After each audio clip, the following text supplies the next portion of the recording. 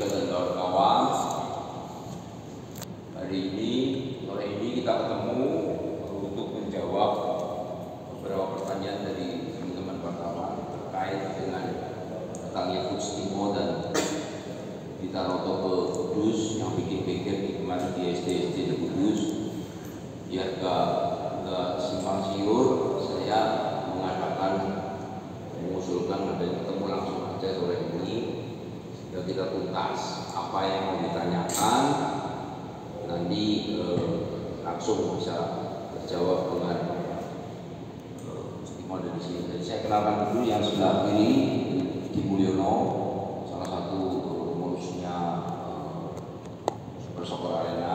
Yang kiri saya Di Taroto, yang sebelah kanan saya Coach Timo Suleman. Tulisannya Suleman harus benar nanti karena Coach Baktiar Arifin ya. Mungkin dari teman-teman bisa menyebutkan dulu kenalan dari mana Mas? Imam dari Berita News sama? Sebuah pergerakan yang luar biasa dalam sepak bola Indonesia, khususnya sepak bola putri. Ini buat saya pengalaman baru juga karena saya sudah pernah terlibat dalam membuat sebuah movement dari nol ya sampai akhirnya begitu suka main bola, kemudian main bolanya juga jadi jago yang tadinya nggak bisa main di level sekolah. Jadi satu sekolah ini sama sekali tidak terlibat sepak bola, jadi suka sepak bola. Dari putra putrinya dari nol bisa sampai mainnya cukup bagus. Itu saya sudah pernah.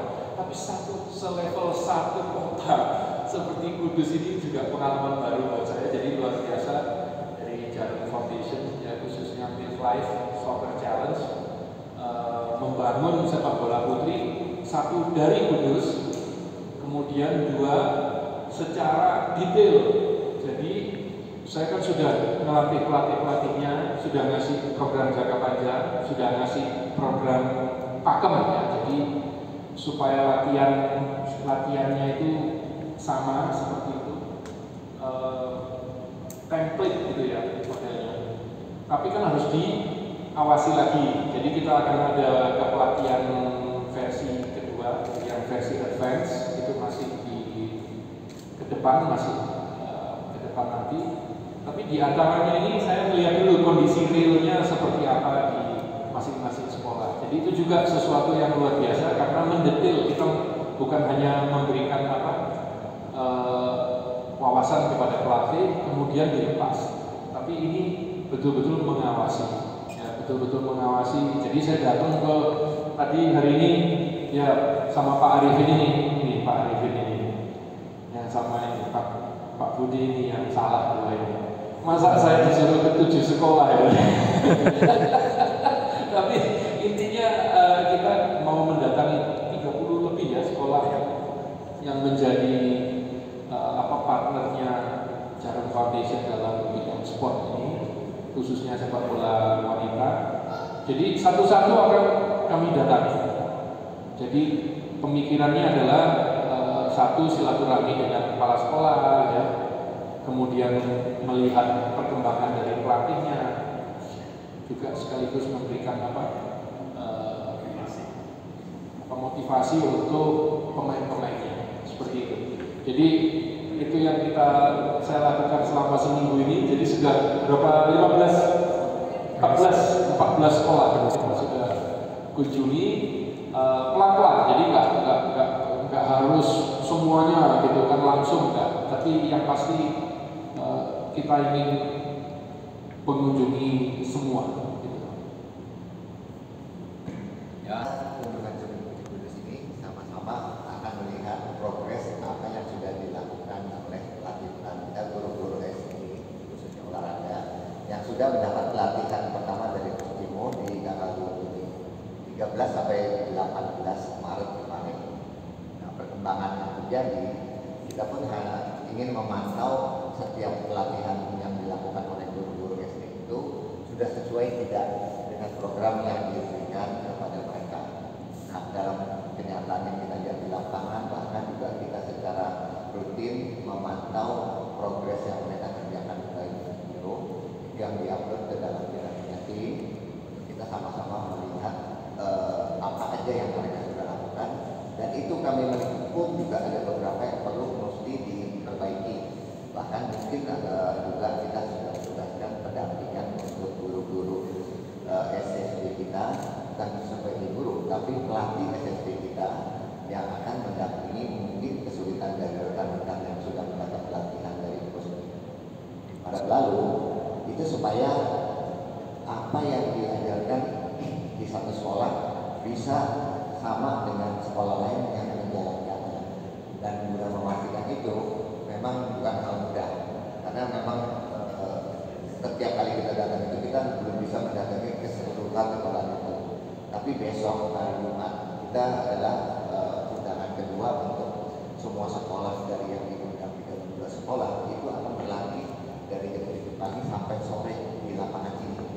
Jadi kalau bapak-bapak ada yang ingin melihat, silakan memantau langsung apa yang mereka latihan, termasuk kita ada game-game kecil ya sebagai gambaran seperti itu, dimana ini semua persiapan akan kita pertandingkan di tanggal 17 dan 18 Juni mendatang untuk acara Real Life Challenge yang pertama.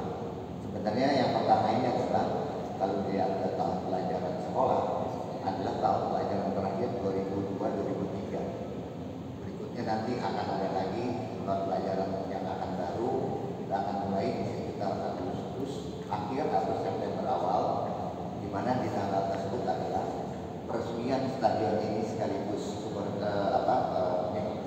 Super Soccer Arena-nya itu akan diresmikan di bulan akhir Agustus atau September mendatang. Berbarengan juga nanti akan ada ya eksibisi yang mungkin kita akan undang beberapa pemain yang terbaik dari Indonesia Putri. Mudah-mudahan bisa akan menampilkan dia punya kemampuan di lapangan. Nah, yo, ada yang mau nanya? Monggo. Oh iya. Yo, satu ya. Boleh 10 kali juga. Ya, selamat sore. Untuk kedepannya targetnya gimana ya untuk anak-anak ini? Apakah akan diperbanyak kompetisi, dan apakah anak-anak ini mau dibawa kemana sih kedepannya itu pada mereka itu? Tanyanya kepada siapa? Gus Timo? Koyok. Saya ya yakin ya. Mau dibawa kemana? Tentunya yang baik. Jadi kita mau mereka menyukai dulu, happy dulu dengan bermain sepak bola, terutama yang putri. Itu yang kita pengen. Jadi nanti bentuknya itu Big Life Soccer Challenge itu akan banyak tim. Selain tadi main 3 lawan 3, 5 lawan 5, atau 7 lawan 7. Juga nanti ada lomba dribble, lomba passing, lomba apa lagi? Heading, ya. Yang sifatnya itu happy lah. Jadi nanti membuat mereka suka dulu dengan sepak bola. Nanti setelah itu baru dipoles bertahap, kan masih usia sekolah dasar. Dan nanti pada suatu saat dia bisa kompetisi, apakah nanti pada suatu kelas 5 atau kelas 6 atau kelas SMP, kita akan menyediakan tempatnya dan turnamennya. Tidak hanya program tadi pelatihan pelatih untuk olahraga, tapi juga kita nanti menyediakan wadah turnamen antar sekolah seru nanti. Itu yang tujuan kita. Selain nanti kita fokus dulu, nanti tingkat ke Jawa Tengah, kita tingkat ke nasional, bahkan tidak menutup kemungkinan ke level internasional. Semuanya dipikirkan secara matang, tidak rusak-rusuk, dan apa yang dilakukan itu benar. Jadi bukan, contohnya bukan cuma ngasih pelatihan 1 hari tapi 1 minggu, itu pun ada nanti advance, itu pun harus diawasi lagi. Jadi benar-benar dilakukan secara bertahap dan secara mendetail, dimulai dari Kudus. Nanti kedepannya nanti yang penting ini dulu dilakukan dengan benar seperti itu. Jadi anak-anak ini jadi antusias main bola, orang tua dan sekolah bisa memahami bahwa oh cewek main bola itu sama loh kayak cowok. Maksudnya keuntungannya itu sama loh seperti cowok. Satu yang kita sudah tahu karakter, pembinaan karakter. Kalau kita di kelas atau di mana ya di tempat ibadah dikasih tahu harus gini, nggak boleh gini, cuman ngomong. Tapi kalau di lapangan kan harus secara praktis melawan ego yang negatif atau mau kerjasama, terus bisa menahan emosi gitu-gitu kan. Itu secara praktis. Jadi memang membangun karakter. Kuncinya pelatihnya benar. Ya, makanya saya selalu bilang pelatih itu ujung tombak sepak bola Indonesia. Kalau dia kasih arahan yang salah secara teknis tidak bagus, secara teknis jadinya tidak optimal. Kalau dia ngasih arahan yang tidak baik secara karakter, misalnya nyuri umur, udah hajar aja. Nah, akhirnya karakternya ditempa dengan tidak baik. Kalau dengan kita kan pasti baik. Ini guru-guru olahraga yang saya lihat, mereka semangat sekali dan kita mengawasi, gitu kan. Dan yang mengawasi ini kan dari pihak Jarum yang sudah sangat berpengalaman membesarkan badminton. Jadi saya sangat semangat sekali dilibatkan karena memang melakukan sesuatu dengan benar dan dari langkah pertama seperti itu. Ya, monggo, yang lain, monggo Mas. Oke, makasih Pak Yopi, Coach Timo, dan yang lain. Saya Boyani dari Tribun. Ada 3 pertanyaan. Pertanyaan pertama khusus untuk Pak Yopi, untuk yang kedua dan ketiga untuk Coach Timo. Untuk pertanyaan pertama ini, kenapa Jarum Foundation ini secara praktis memilih cabang olahraga sepak bola perempuan? Apa ada ketentuan tertentu atau mungkin masih banyak peluang atau kesempatan karir di cabang olahraga sepak bola perempuan itu, Pak? Jadi kita melihat potensi peluang sepak bola putri itu mestinya terbuka lebar. Cuma selama ini tidak pernah diperhatikan. Semuanya laki-laki, semuanya kompetisi laki-laki. Jadi kita melihat peluang itu dan kita mencoba mulai menata dari bawah, dari yang paling dasar, yang paling elementer sekali, bahwa kita harus mulai membina dari sekolah dasar. Itu pun kalau bisa mulai kelas 3, bahkan tidak menutup kemungkinan kelas 1, 2. Tapi itu kan bukan barang yang mudah. Tapi bukan berarti susah dilakukan. Kita akan mencoba terus. Yang ada kelas 3 pun oke. Kalau nggak ada kelas 3, kelas 4 dan seterusnya sampai kelas 6 pun tetap kita akan coba rangkul. Nanti mudah-mudahan setelah kita gelar turnamen yang pertama di bulan Juni, 17 awal bulan Juni itu, maka semua siswa itu, semua orang tua, semua guru, semua sekolah itu terbuka bahwa ini memang tidak main-main. Kita merangkul semua elemen, kita juga mendatangkan sponsor untuk bahu-membahu bersama Jarum Foundation ini untuk membangun tidak hanya sepak bola putri atau sepak bola pada umumnya, tapi juga nanti kita juga seperti kita lihat ada lintasan atletik, kemudian di ujung sana ada panahan. Kita juga akan membina 3 cabang itu, mulai dari Kudus dulu, tanah kelahirannya Jarum.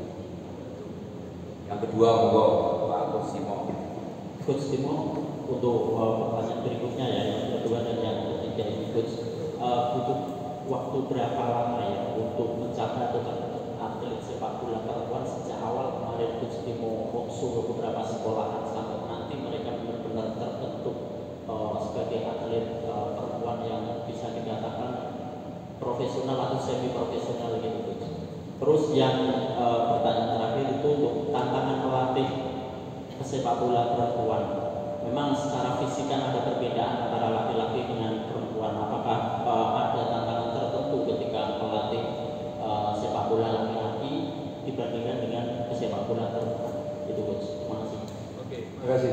Jadi Jadi pertama tadi ya saya melanjutkan yang masalah karakter tadi. Karakter ini kan dibutuhkan oleh pemain putra seperti yang kita lihat, asal pelatihnya mengajarkan dengan benar. Nah masa yang putri enggak?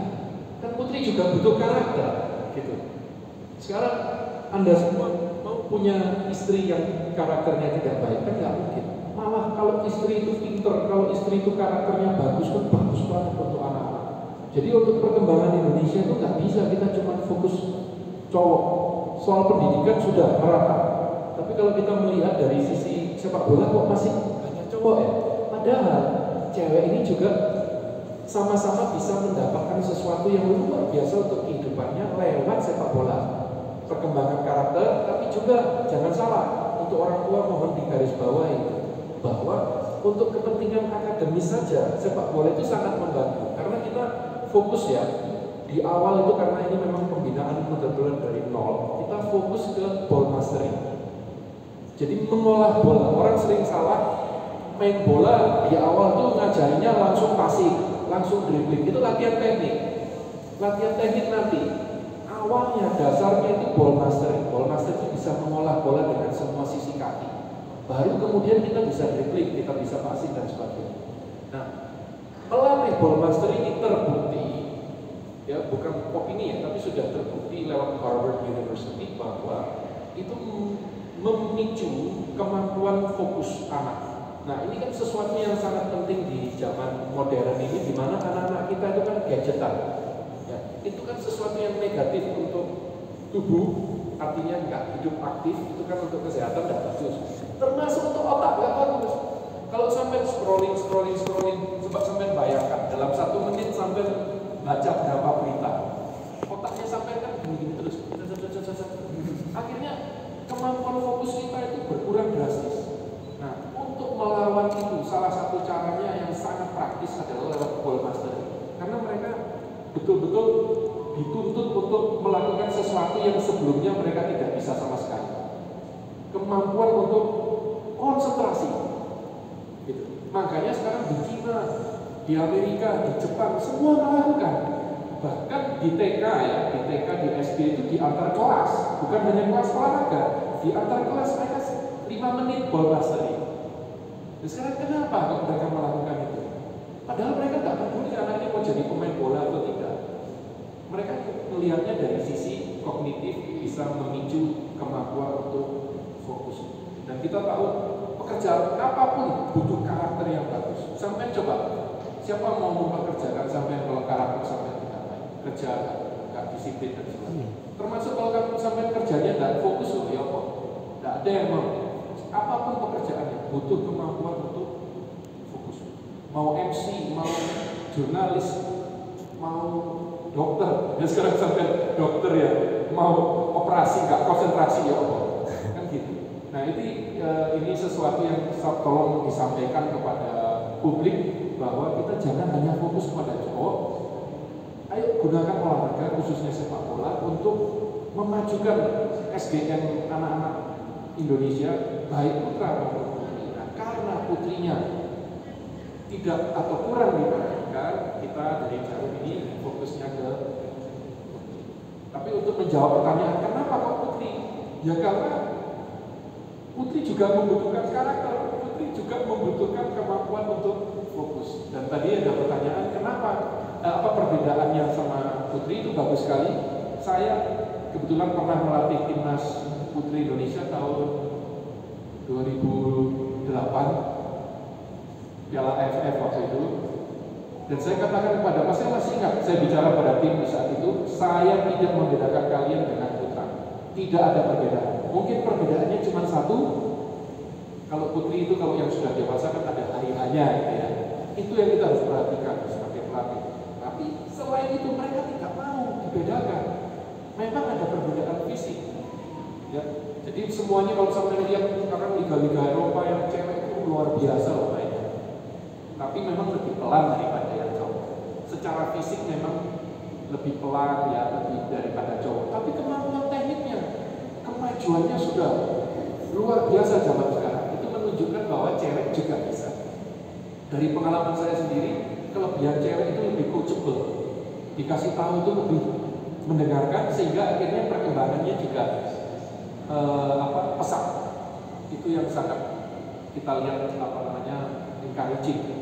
Kemudian perbedaan negara Indonesia ya dari segi kemampuan putri kita dengan kemampuan putri negara lain itu memang masih kalah, tapi perbedaannya tidak begitu jauh. Kalau cowok mungkin lebih jauh. Cewek ada perbedaan memang, kita harus kerja keras sama. Kalau putra maju juga harus kerja keras, gak ada jalan pintas untuk sukses. Tapi jaraknya untuk putri itu lebih dekat. Jadi potensinya ada.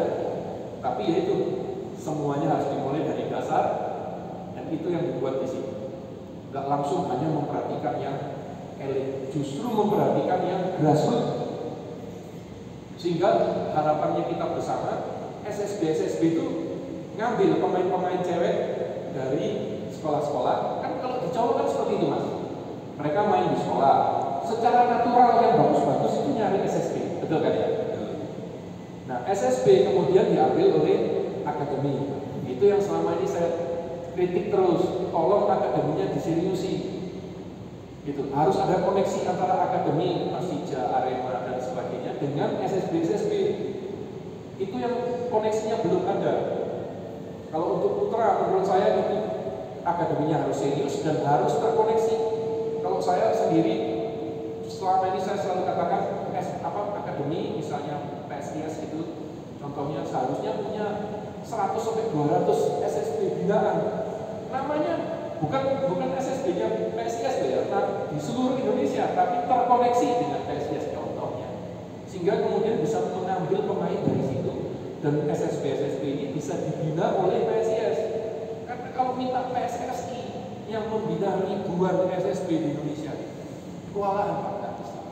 Jadi kalau saya cowoknya kan kayak gitu. Nah kalau cewek mau ngambil dari SSB, mau ngambil dari SD, nggak ada SD yang lain gitu. Makanya ini kita buat SD dulu. Nanti yang bagus-bagus biar diambil oleh SSB. Semakin banyak putri main, nanti harapan kita semua SSB buat kelas baru, betul ya Pak ya? Semua SSB itu yang tadinya nggak ada kelas cewek, ada kelas ceweknya. Jadi harapan kita ke depan seperti itu. Oke.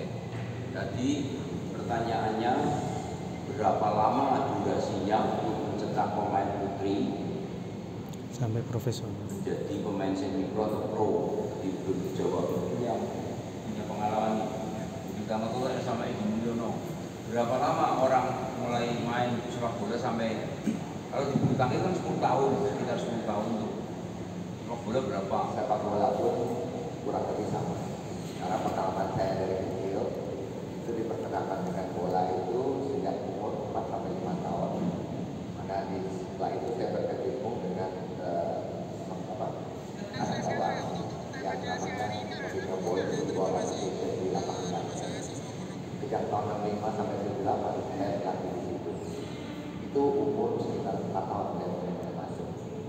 Nah di mana dengan kita di itu dari kecil udah masuk kelompok umur, ada pertandingan. Nah dengan pertandingan itu kita biasa dari tahun ke tahun, kata saja mudah-mudahan itu pun juga akan bisa diikuti sama adik-adik kita yang kecil nanti, supaya mereka juga akan menjalankan proses itu hingga menjadi pemain yang baik. Memang waktunya bukan sekedar kembali tangan, ini waktu yang panjang yang perlu konsisten. Tergantung juga kembali kepada pemain yang memang punya konsentrasi. Kalau memang itu yang nanti kita berikan, dia akan terus serius bergeluti tidak ini. Saya yakin kalau dia mendengarkan arahan pelatih dan dia melakukan pelatihan dengan baik, termasuk kekurangan yang berlatih dengan lapangan yang teman-teman berlatih, yang dia bisa mendapatkan waktu untuk menambah latihannya sendiri. Saya yakin dalam waktu mendatang Indonesia punya pemain-pemain baik seperti era 80-an yang kita punya tim putri Indonesia 10 tahun.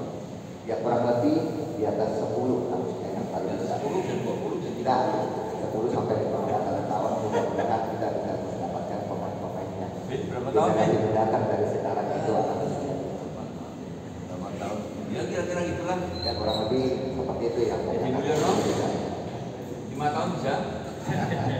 Indonesia.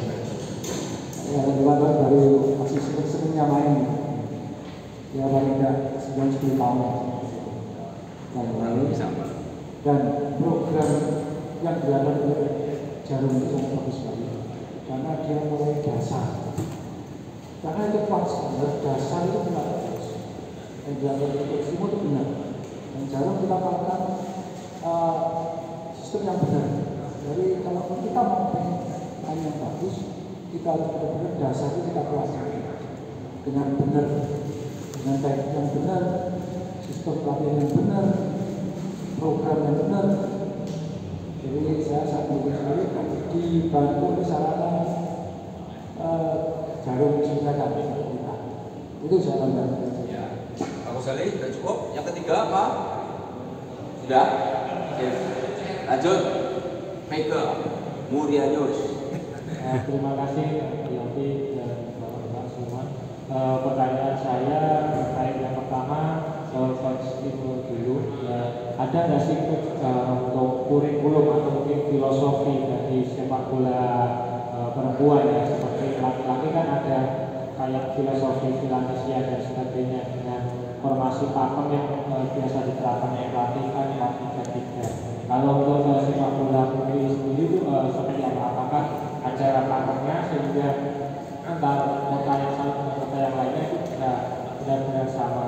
Kemudian yang kedua, untuk berbicara di tingkat timnas sepak bola putri ya, untuk timnas Indonesia sendiri di level Asia Tenggara sebenarnya sudah bagus atau masih perlu pembenahan atau bahkan tertinggal kalau untuk skala ASEAN saja.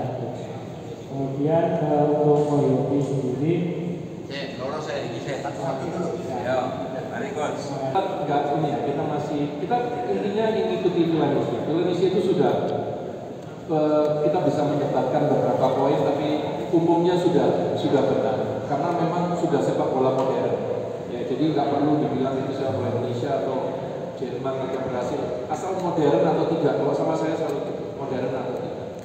Kalau soal formasi itu selalu sesuai pemain yang ada, kelebihan dari sisi kecepatan, atau kalau contohnya saya dulu waktu melatih Persema, saya mau main 4-4-2, tapi saya adu 2 gelandang bertahan yang harus main, bukan cuma kan kalau 4-4-2 1 gelandang bertahan 1 gelandang serang. Ini 2 gelandang bertahan harus main, nggak mungkin saya taruh di cadangan. Akhirnya saya duluan 4-2-3-1 karena menyesuaikan dengan pemain yang ada. Jadi itu kalau soal formasi saya nggak mau terlalu masuk ke situ. Kalau kita di usia SD kita mainnya kan 7 lawan 7. Kalau yang lebih kecil lagi biasanya 5 lawan 5. Ya U10 5 lawan 5, U12 7 lawan 7. Kira-kira seperti itu. Nah itu kita formasinya 3-2-1. Jadi mereka ini challenge besar untuk tidak main sepak bola gelo kacang, tahu ya, merebuti bola. Kita nggak bisa ngomong formasi dulu. Kita harus makanya kalau pelatih yang tidak ngerti situasi realita di lapangan di sekolah-sekolah Indonesia, SSB Indonesia akan kesulitan. Tapi kalau saya kan lahir sini, jadi sudah tahu pasti kelebihan kelemahannya apa. Makanya juga saya harus ke sekolah-sekolah ini gitu untuk melihat ini punya akses ke lapangan atau tidak. Kalau tidak punya akses ke lapangan berarti saya ngomong ke pelatihnya P1, P2, P3-nya itu sekarang berubahnya seperti ini kekhususan sekolah sampean seperti ini, caranya mengakalinya seperti ini. Itu hanya bisa dilakukan kalau melihat secara realita di lapangan. Salah satu realitanya itu pas main, jangankan ngomong formasi, masih kemana-mana kayak semut gitu kan. Nah, itu caranya melatih itu harus step by step dan dengan waktu. Tapi intinya kita mengajari mereka untuk main 3-2-1 itu saya rasa sudah sesuai dengan Philadelphia. Karena sekali lagi bukan masalah Philadelphia atau Jerman atau Brasil, masalah modern atau tidak. Kalau soal kita mampu bersaing atau tidak, sama dengan cowok. Kalau kita seriusi kelemahan-kelemahan yang ada, kita pasti akan majunya luar biasa. Karena antusiasmenya dan potensinya ada. Sepak bola itu nomor 1 di Indonesia dan nomor 1 di dunia, Pak. 81% orang Indonesia suka sepak bola. Saya baru dapat statistiknya. dari Nigeria kalau nggak salah 82%. Tapi Nigeria jumlah penduduknya nggak sampai 200 juta. Artinya secara nominal penduduk kita yang paling gila sepak bola di dunia. Dan dari segi kemampuan kita sebenarnya bisa, tapi ya itu kalau dilakukan kelemahan-kelemahannya diidentifikasi, dilakukan. Nah untuk cewek masih sangat kurang atensinya, makanya Jarum masuk ke dunia sepak bola putri. Gitu. Dan kita memulai dari tahun. Ya, ayo lanjut. Yes, satu-satu. Satu pertanyaan lagi Pak Yogi ya, Pak Yogi untuk progres stadion ini mungkin berapa persen, kemudian keunggulannya apa? Apa mau? Progres stadion dan keunggulannya, terima kasih. Progresnya ini masih 90, masih banyak perjalanan ramping yang harus diselesaikan. Kemudian juga ada tadi modernisasi, mungkin ada beberapa TV dan sebagainya, ada video yang harus dipasang. Masih 90, harapannya di bulan Agustus akhir atau September awal sudah finish. Terus apa lagi? Keunggulannya ini punya sendiri, jadi dirawat sendiri, tidak pernah minta budget kemudian news. Keunggulannya Jarum Pak. Terbaik di awal. Produk terpercaya. Jadi kita bisa kelola sendiri, kita bisa sendiri. Tidak. Terus anak-anak kalau latihan di sini nggak perlu bayar, itu aja. Terus kita punya ini loh, ruangan yang menurut saya ini istimewa. Jadi kalau orang mau ngapain di sini bisa nonton langsung. Kemudian nanti kalau ada siaran langsung Liga Inggris atau Liga apa, kita bisa ngadain nobar. Sudah ke kamar mandi. Belum? Coba lihat kamar mandi itu klub biasa. Tidak ada stadion Indonesia kamar mandi. Oh.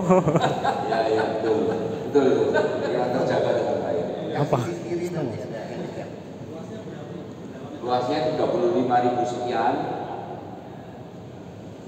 Meter persegi. 35.000 sekian, saya nggak hafal tapi sekian. Pokoknya 3,5 hektar. 3,5 hektar. Terus bangunannya 1.000 karena sananya kurang. Tapi kalau sana mau jual ya mungkin bisa kita beli. Omah-omah itu. Ada rumah itu.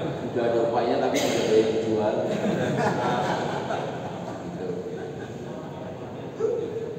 Ya, apalagi? Wow. Terima kasih. Yang saya tanyakan, apakah sepak bola putri di Jarum ini nanti akan diformulasikan seperti audisi bulu tangkis? Artinya nanti akan mencari bibit-bibit yang mungkin akan disumbangkan untuk para timnas seperti itu.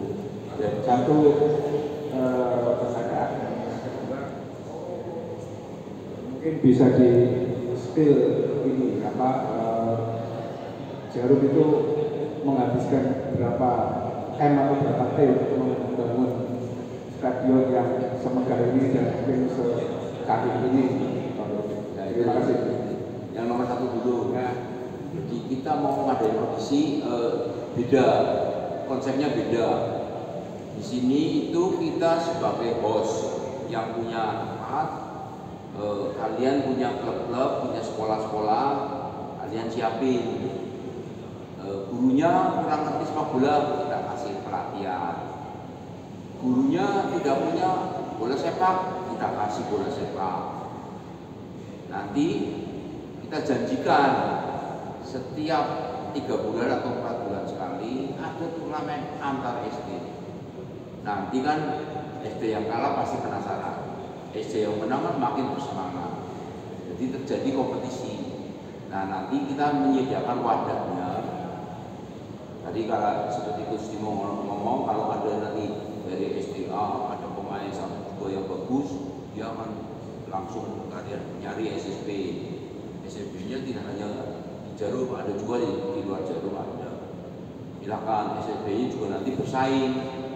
Nanti Kudus bisa membuat tim the best-nya Kudus, untuk melawan base-nya Semarang, base-nya Surabaya, Jogja, Solo dan sebagainya. Kita akan bergulir terus dari waktu ke waktu. Tentunya kita berharap kompetisinya makin keras sehingga nanti memunculkan talent-talent atau pemain bakat yang bertalenta istimewa dari Kudus maupun dari luar.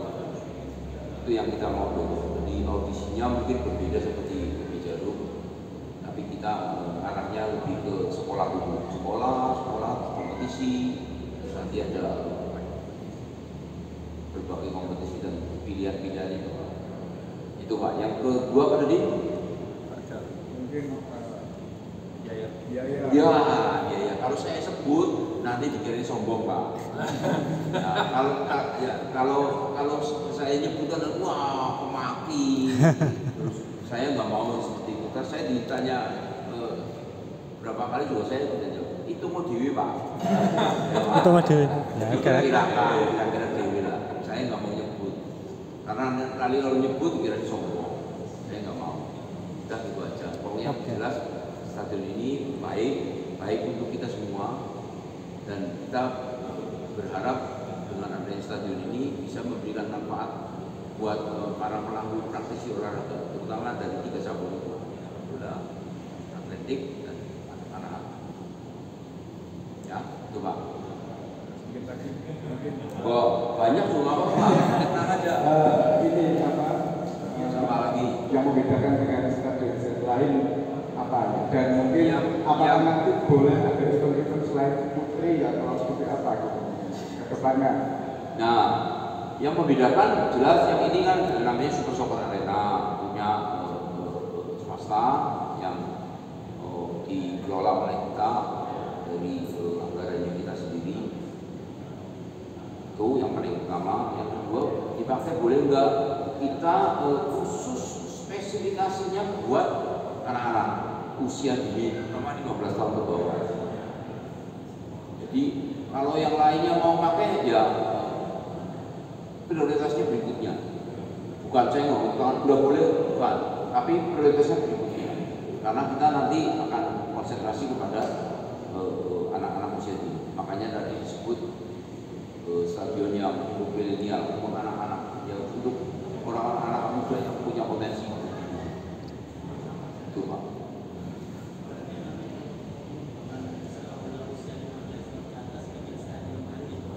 Nah, pengen saya dari Pemda Kudus menginovasi stadion Perdu, nah itu